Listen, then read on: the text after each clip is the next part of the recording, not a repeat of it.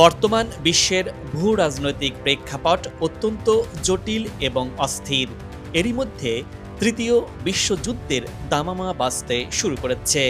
Iran ইসরায়েলের মধ্যে যুদ্ধের নতুন সম্ভাবনা, রাশিয়া ইউক্রেন দফায় দফায় যুদ্ধ, একই সাথে ইউরোপের রাজনৈতিক সংকট চলমান।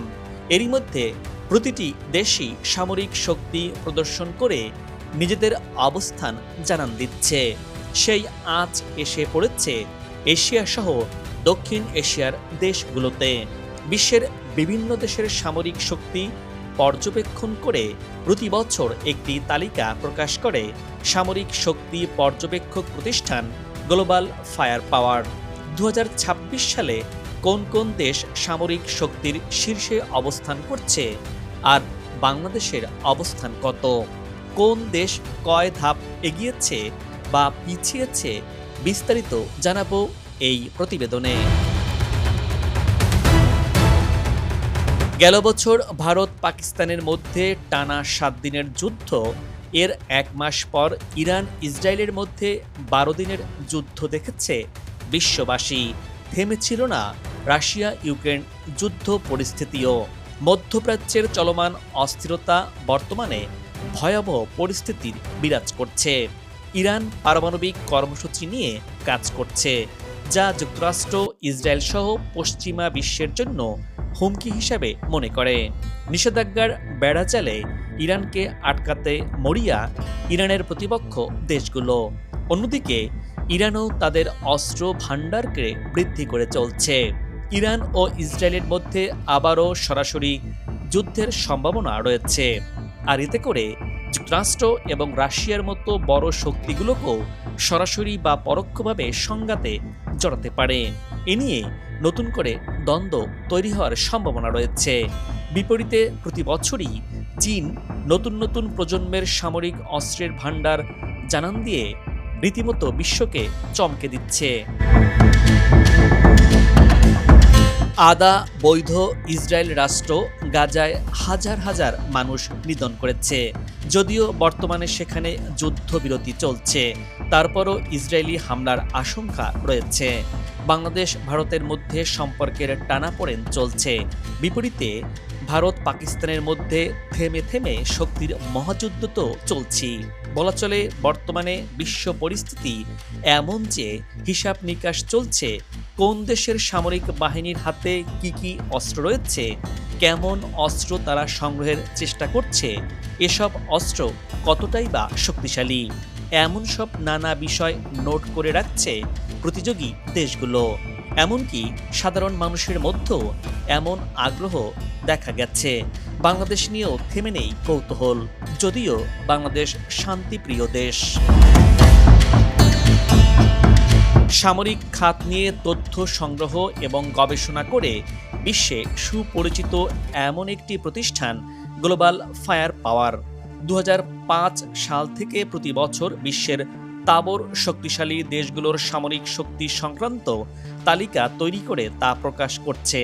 মোট 60টি আলাদা আলাদা বিষয়কে বিচার বিশ্লেষণ করে এই তালিকা তৈরি করে গ্লোবাল ফায়ার পাওয়ার ইন্ডেক্স। এর মধ্যে অন্যতম হল সংশ্লিষ্ট রাষ্ট্রের সামরিক বাজেট, কোন দেশের কাছে কি কি অত্যাধুনিক হাতিয়ার রয়েছে, তালিকা তৈরির সময় সেটিও খতিয়ে দেখে তারা। চলমান ভূরাজনৈতিক অনিশ্চয়তা ও বৈশ্বিক সংঘাতের প্রেক্ষাপটে বিশ্বজুড়ে দেশগুলো নিজেদের প্রতিরক্ষা কৌশল আরও জোরদার করছে। এর ফলে সামরিক নেতৃত্বের প্রতিযোগিতাও তীব্র হচ্ছে। সম্প্রতি গ্লোবাল ফায়ার পাওয়ার ইন্ডেক্স 2026 প্রকাশিত হয়েছে। 60টির বেশি সূচকের সামরিক সক্ষমতার উপর ভিত্তি করে বিশ্বের 145টি দেশের তালিকা তৈরি করা হয়েছে। তবে এবার এশিয়ান মিলিটারি স্ট্রেংথ 2026 শীর্ষক আলাদা একটি রিপোর্ট প্রকাশ করে গ্লোবাল ফায়ার পাওয়ার। সেখানে জায়গা পেয়েছে বিশ্বের সবচেয়ে বড় মহাদেশের 45টি রাষ্ট্র। সামরিক শক্তির তালিকা প্রকাশের প্রথম দিক থেকেই 1 নম্বর স্থানটি ধরে রেখেছে মার্কিন যুক্তরাষ্ট্র। এবারও তার ব্যতিক্রম হয়নি। আমেরিকার ধারে কাছেও নেই অন্য কোনো দেশ।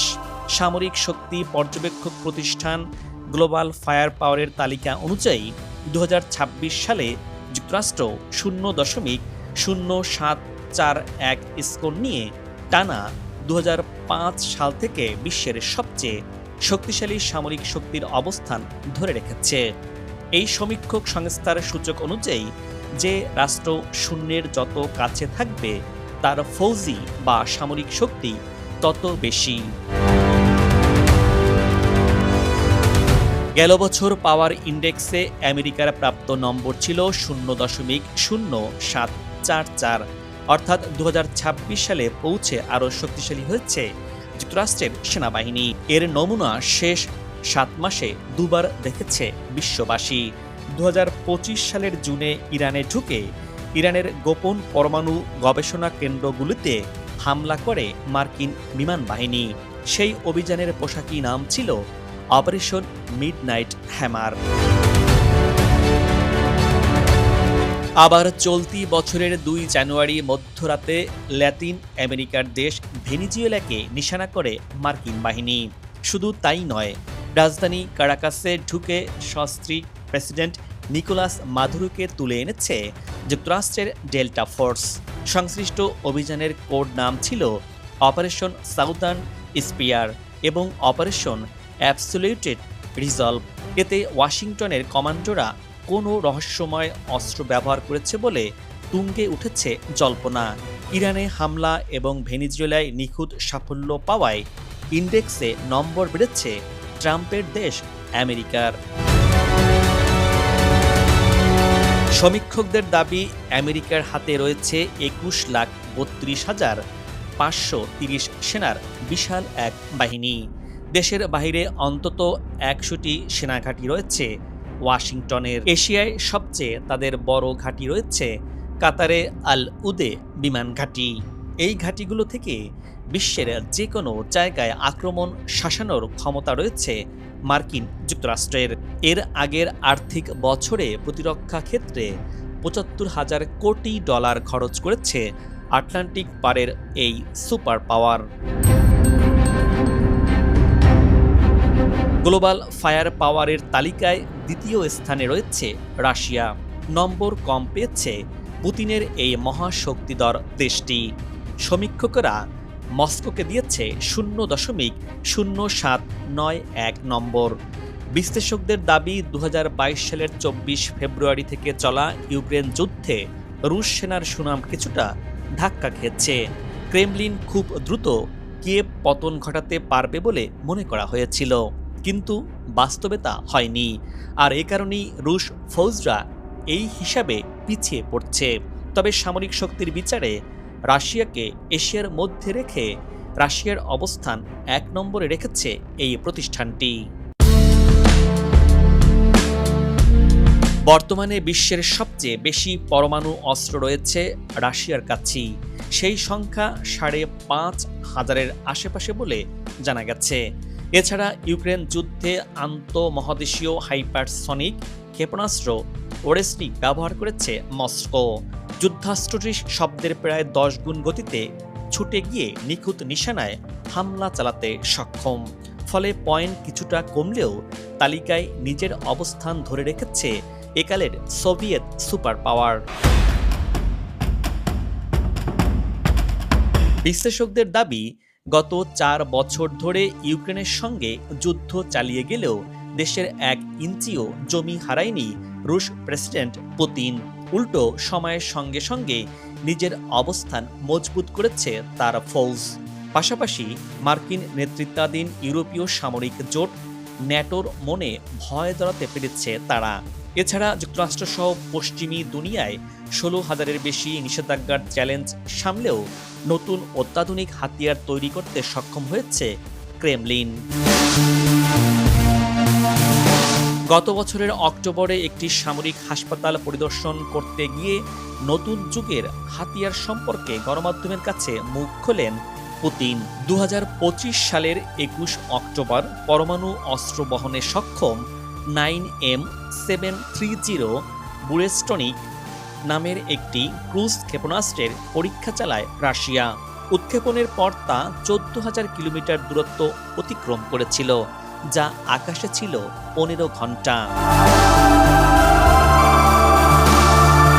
গ্লোবাল ফায়ার পাওয়ারের তালিকায় রাশিয়ার মতোই তৃতীয় অবস্থান ধরে রেখেছে চীন। গত বছর মস্কোর সমান পয়েন্ট পেয়েছিল বেইজিং, কিন্তু এবার অবশ্য সেটা হয়নি। পাওয়ার ইন্ডেক্সে ড্রাগনের প্রাপ্ত নম্বর দাঁড়িয়েছে 0.0919।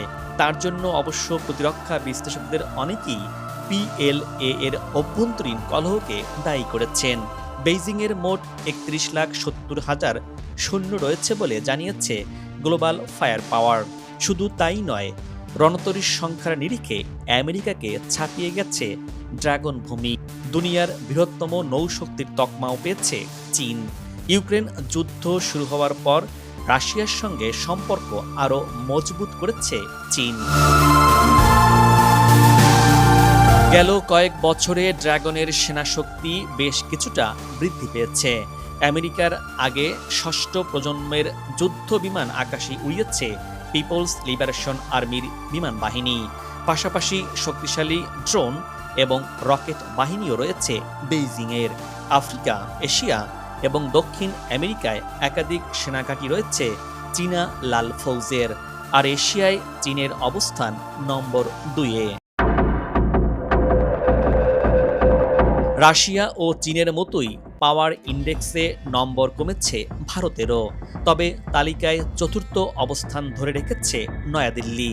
গ্লোবাল ফায়ার পাওয়ারের সমীক্ষকরা এবার ভারতকে দিয়েছেন 0.1346 নম্বর, যা গত বছর ছিল 0.1184। প্রতিরক্ষা বিশ্লেষকরা এর জন্য মূলত দুটি কারণকে চিহ্নিত করেছেন। প্রথমত, শেষ কয়েক বছরে সামরিক ব্যয় বরাদ্দ বৃদ্ধি পেলেও হাতিয়ারের গবেষণা খাতে খুব কম খরচ করেছে নরেন্দ্র মোদী সরকার। দ্বিতীয়ত, উপরের তিনটি দেশের তুলনায় প্রতিরক্ষা বাজেটের নিরিখে এখনও অনেকটাই পিছিয়ে রয়েছে নয়াদিল্লি। 3 বাহিনী মিলিয়ে দেশটির মোট সৈন্য সংখ্যা 49,58,000। এর মধ্যে শুধু স্থল বাহিনীতেই রয়েছে প্রায় 12 লাখের বেশি সেনা। সাম্প্রতিক সময়ে ঘরের মাটিতে প্রতিরক্ষা সরঞ্জাম নির্মাণে জোর দিয়েছে ইন্ডিয়া। 2026-27 আর্থিক বছরে প্রতিরক্ষা খাতে 7,85,000 কোটি টাকা বরাদ্দ করেছে ভারত। 2025-26 অর্থ বছরে তা ছিল 6.81 লক্ষ কোটি টাকা। অর্থাৎ এবার সামরিক খাতে ব্যয় বৃদ্ধির পরিমাণ বেড়ে দাঁড়িয়েছে 15.3%। হাইপারসনিক ক্ষেপণাস্ত্রের সফল পরীক্ষা করেছে প্রতিরক্ষা গবেষণা সংস্থা DRDO। অত্যাধুনিক ড্রোন প্রযুক্তিতেও উন্নতি লক্ষ্য করা গেছে ভারতের। ভারত মহাসাগরীয় এলাকায় শক্তি বৃদ্ধি করতে একের পর এক রণতরী এবং ডুবো জাহাজ যোগ হচ্ছে ভারতীয় নৌবাহিনীতে। পাশাপাশি সবাইকে চমকে দিয়ে পরমাণু অস্ত্রের সম্ভারও বাড়িয়েছে ভারত। এশিয়ার মধ্যে তৃতীয় অবস্থানে রয়েছে ভারতের।